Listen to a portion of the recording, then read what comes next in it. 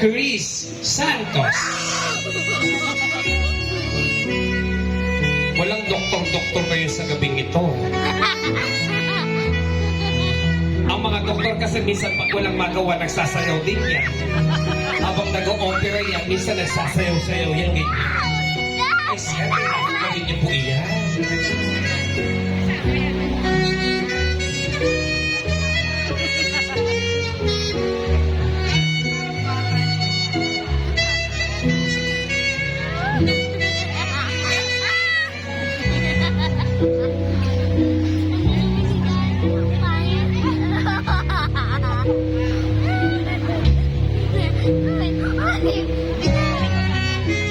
Mga kaibigan, palakpakan nga po natin si Doc Chris Santos!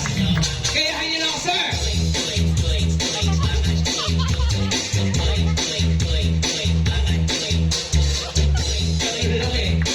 Doc, excited ako dyan. Doc, samahan niyo po muna. Next, we have Mr. Romel Salazar.